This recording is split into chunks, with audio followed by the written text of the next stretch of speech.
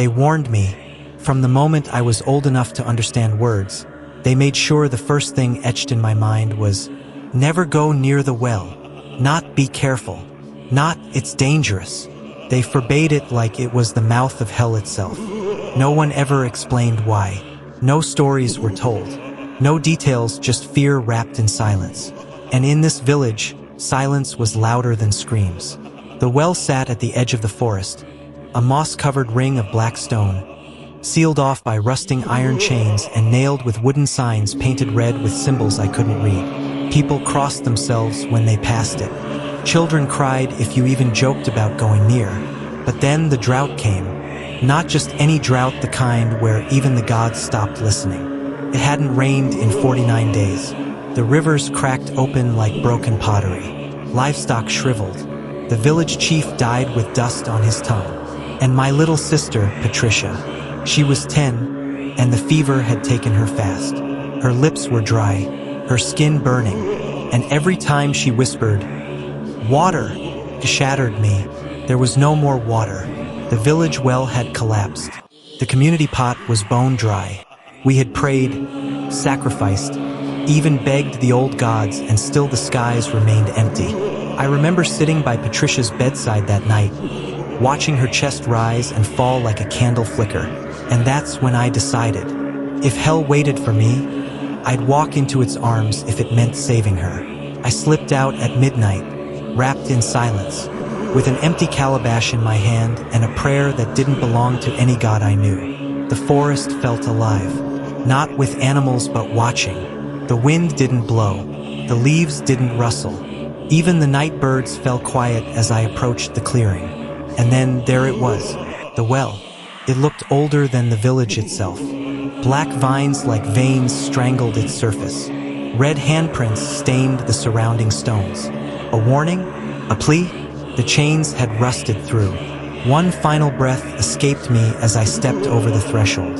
I tied my rope, lowered the bucket, and then water. It rose clean, crystal clear, cold, alive. I should have hesitated. But thirst doesn't wait for wisdom. I drank. The water was sweet, too sweet. It slid down my throat like silk and fire.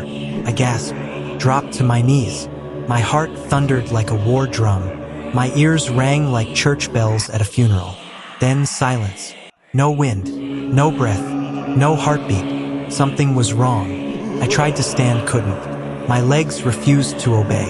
My arms shook violently. My vision blurred. The stars above melted.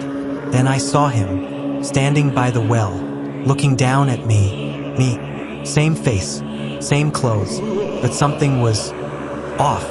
His eyes shimmered like obsidian glass. His lips curled upward in a cruel, knowing smile. I tried to scream, but my throat was gone. Couldn't move, couldn't breathe. He turned, holding the calabash, and walked away back toward the village. Back toward Patricia, and I began to fall, down into the well, not physically, but like my soul was being unzipped from my body, pulled into the dark, into the depths. There is no bottom in the well of sorrow, only others.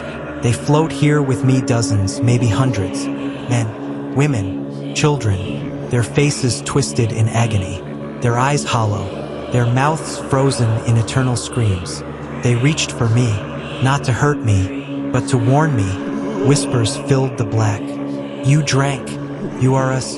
It wears your skin. It will never be full. I clawed at the air, screamed until my soul bled. But I was here, trapped. Above me, my doppelganger walked in my skin, living my life, taking my place, feeding off it until the next thirsty fool made the same mistake. They knew. The villagers knew all along. That's why they never told us the story. Why they only gave warnings, never explanations. Because to know is to tempt. The elders sealed it because the well is a thirst trap for the soul. Every time someone drinks, the curse resets. The last victim is freed only when a new one is trapped.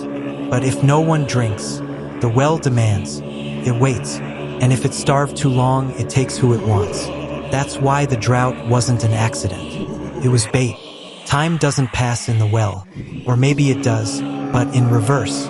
I remember my first scream echoing back years later. I saw myself as a boy, running near the forest. The well whispered even then. I just didn't listen. Now I watch. I watch him, me, live my life. He feeds Ada water. She drinks. She smiles. But her eyes flicker black for just a second. Is she next? If you're hearing this, reading this, whatever it may be, don't go near that well. No matter how dry your lips are, no matter how loud your body begs for a drop, the well of sorrow doesn't give, takes. And once you drink from it, you belong to it, just like I do.